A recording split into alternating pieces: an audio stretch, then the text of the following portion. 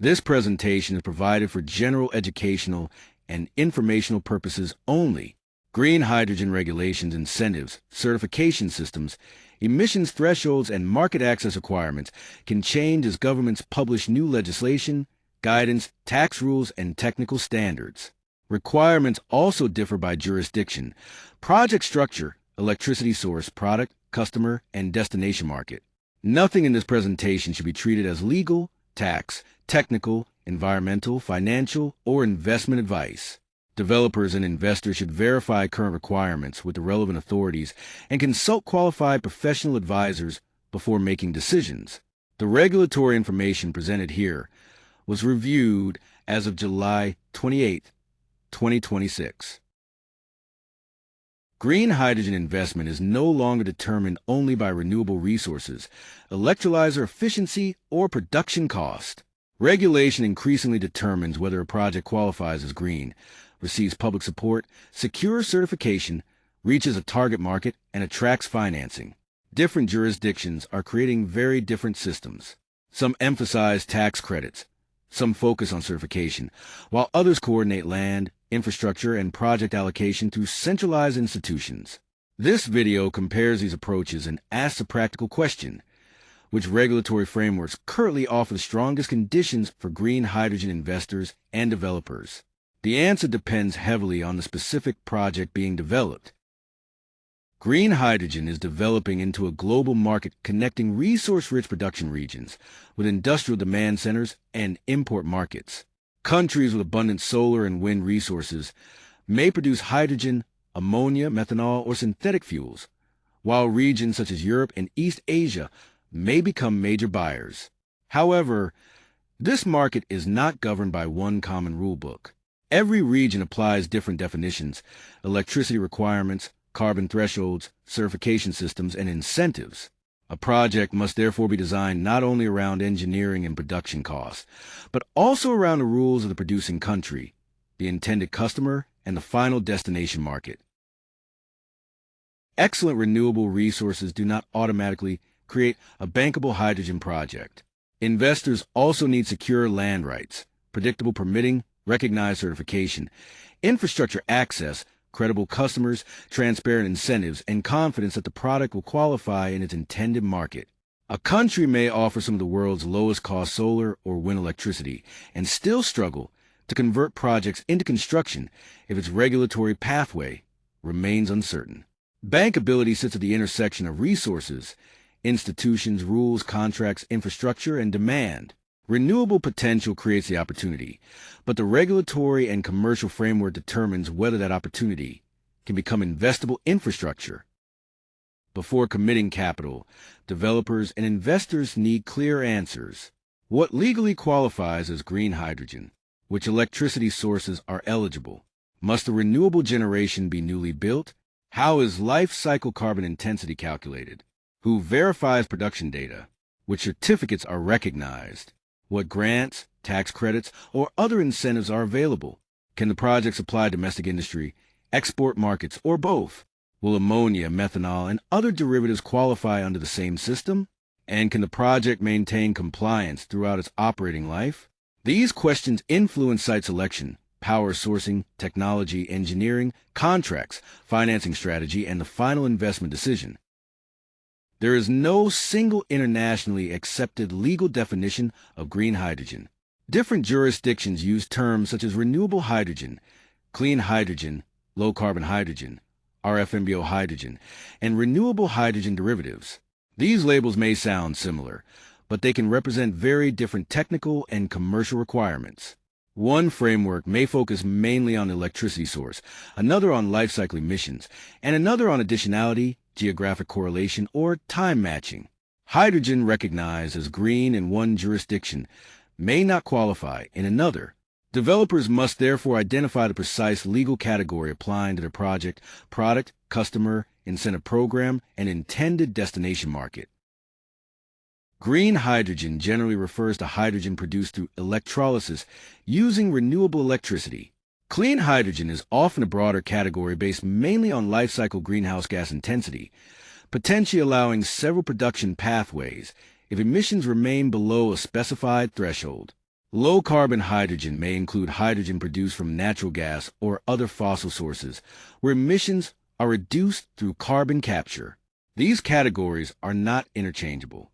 A project may qualify for a clean hydrogen incentive while failing a strict renewable hydrogen certification standard. The distinction affects public support, customer acceptance, financing, export eligibility, environmental claims, and the project's long-term position in increasingly regulated markets. Most green hydrogen regulatory frameworks can be understood through 6 major pillars. The first is the legal definition of qualifying hydrogen. The second is renewable electricity, including where power comes from and how it is matched with production. The third is lifecycle carbon accounting.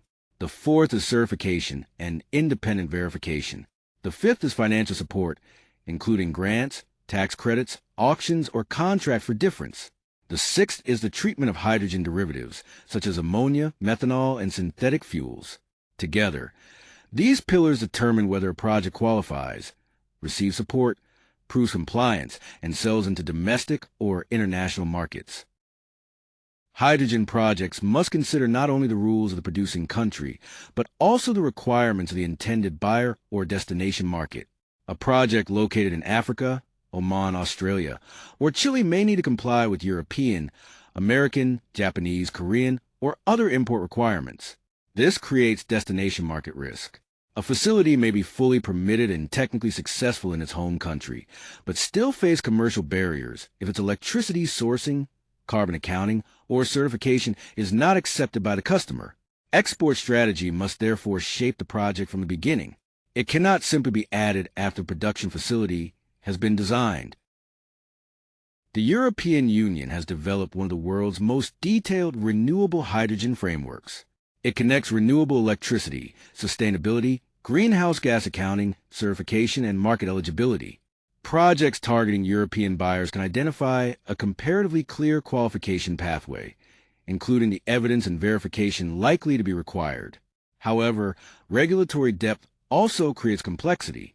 Developers may require advanced metering, data management, contractual controls, and independent audits.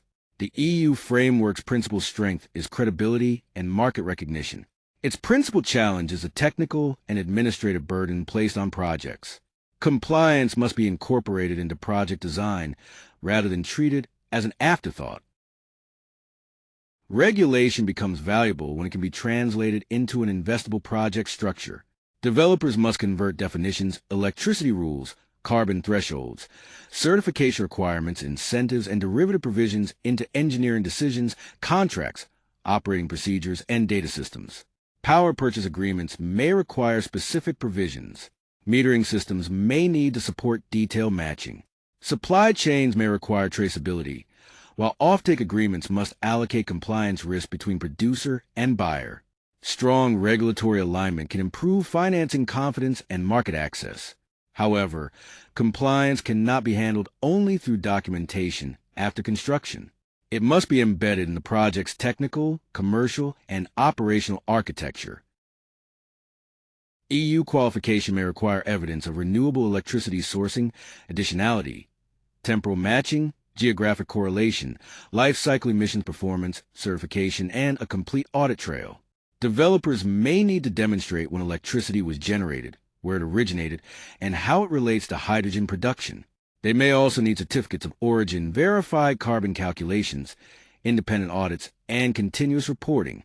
These requirements strengthen environmental credibility and protect market integrity, but they also increase cost and operational complexity. Investors must determine whether the project has adequate systems, contracts, technology, personnel, and governance to achieve compliance at commissioning and maintain it throughout the operating period. The United States uses a strong incentive-based approach through the Section 45E Clean Hydrogen Production Credit. The level of support is connected to life cycle greenhouse gas intensity, with lower emission production eligible for greater value. This support can significantly improve economics and help early hydrogen projects compete with conventional production. However, developers must look beyond the headline incentive. Actual eligibility depends on carbon accounting, electricity sourcing, documentation, operating practices, and other regulatory conditions.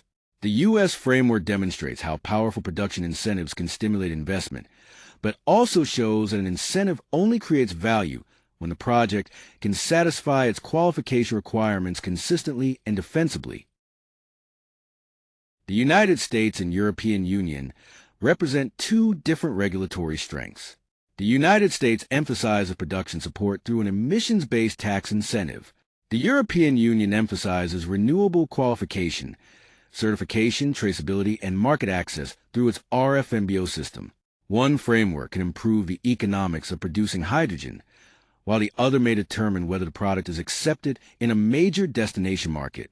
Some developers may need to understand both systems simultaneously. For example, securing production support in one jurisdiction while designing hydrogen or derivatives to meet another market's certification requirements. Incentives and certification must therefore be evaluated separately, even when both affect project bankability. Oman has created a more centralized structure for developing large-scale green hydrogen projects. The model coordinates land allocation, project blocks, government institutions, developers, infrastructure planning, and export ambitions. Instead of requiring every developer to negotiate separately for land and institutional support, a central coordinating structure organizes key elements of market entry. Oman's advantage is therefore not limited to strong solar and wind resources. It also lies in the institutional framework surrounding those resources. For investors, this structure can create a clearer development pathway. For developers, it can reduce fragmentation, clarify responsibilities, and support planning for shared ports, transmission, water, pipelines, and export infrastructure. Oman's project allocation model follows a structured sequence: qualification, competitive bidding, evaluation, award, and implementation. Development areas can be offered through organized rounds, allowing authorities to compare developers according to technical capability, financing strength, delivery plans, local value, and long-term project quality. This can improve transparency and reduce the risk of uncoordinated land allocation. Investors receive a clearer pathway to project rights, while government gains a method for selecting credible development partners.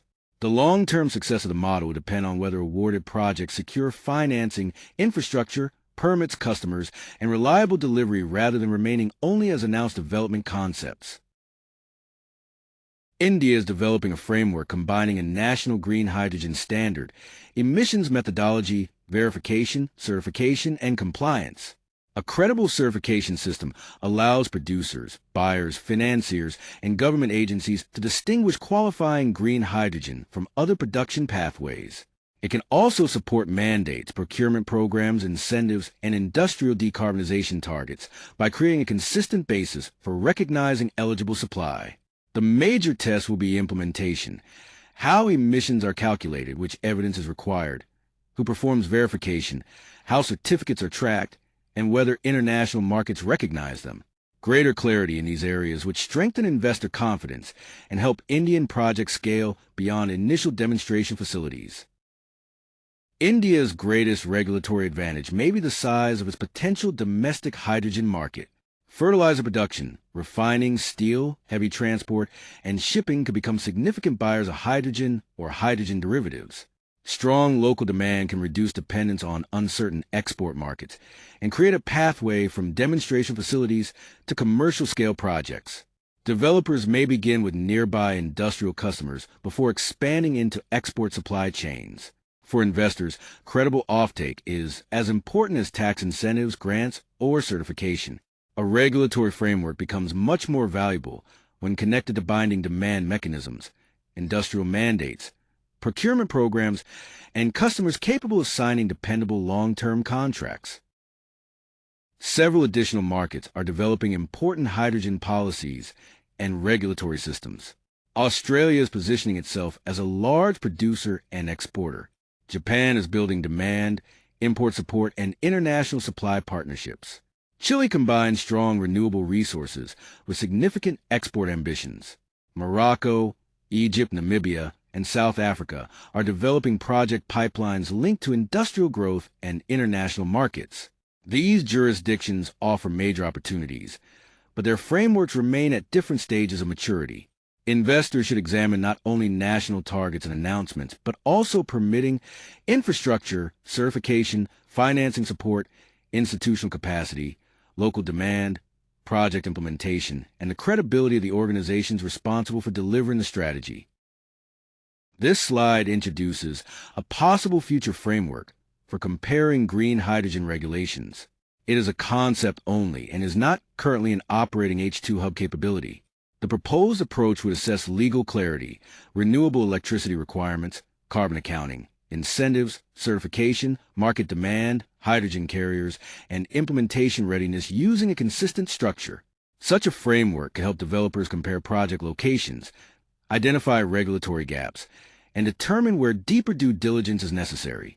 However, a credible scoring tool would require transparent methodology, reliable and regularly updated data, clear sources, and careful explanations. It should support professional decision-making rather than replace legal, technical, financial, environmental, or commercial analysis. A structured comparison can examine 8 categories. The first is the definition of qualifying hydrogen. The second is renewable electricity. The third is carbon accounting. The fourth is certification and verification. The fifth is incentives and financial support. The sixth is market demand and offtake. The seventh is the treatment of derivatives and hydrogen carriers. The eighth is implementation readiness. No single category is sufficient. A country may provide excellent incentives but weak certification, or strong rules but limited infrastructure and demand. The objective is not simply to name a winner, but to identify each jurisdiction's strengths, weaknesses, uncertainties, and project-specific risks. An initial comparison reveals different strengths across major jurisdictions. The European Union stands out for certification, regulatory depth, and market qualification. The United States stands out for production incentives. Oman stands out for centralized coordination, organized land allocation, and project development structure. India stands out for potential domestic industrial demand and its emerging certification system. Australia, Japan, Chile, Morocco, Egypt, Namibia, and South Africa each offer different combinations of resources, export potential, public support, industrial policy, and project pipelines. This comparison is directional rather than permanent. Regulatory positions will change as governments introduce new legislation, guidance, funding programs, institutions, infrastructure, and operating projects. There is no universal regulatory winner because different frameworks lead in different areas. The European Union may be strongest in certification and access to a large regulated market. The United States may provide the strongest production incentive. Oman may offer the clearest centralized development model. India may provide one of the most significant domestic demand opportunities. Other jurisdictions may lead in renewable resources, export positioning, public financing, or strategic partnerships. Developers should therefore avoid asking only which country ranks highest. The more useful question is which jurisdiction best supports the project technology, product, customer, scale, financing strategy, electricity configuration, and intended destination market.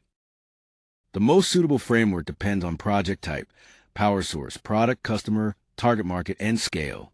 A domestic fertilizer project has different needs from an export ammonia facility. A grid-connected electrolyzer faces different compliance questions from a directly connected renewable project. A pilot facility may depend on grant funding and simplified permitting, while commercial development needs long-term customers, infrastructure, finance, and recognized certification. The customer matters as well. Industrial buyers, utilities, transport operators, and import terminals may apply different standards. The strongest jurisdiction is ultimately the one whose rules, institutions, incentives, and market structure best match the specific project. The next video will examine the European Union's RFNBO requirements in greater detail. We will explain additionality, temporal matching, geographic correlation, lifecycle greenhouse gas accounting, certification, and what these rules mean for projects outside Europe. RFNBO compliance can directly influence renewable plant design, grid connection, operating schedules, metering, digital data systems, contracts, and overall project economics. Understanding the requirements early can help developers avoid expensive redesign and reduce destination market risk. The next episode will translate the regulatory framework into practical questions that can be applied during site selection, power sourcing, engineering, due diligence, financing, certification planning, and offtake negotiations.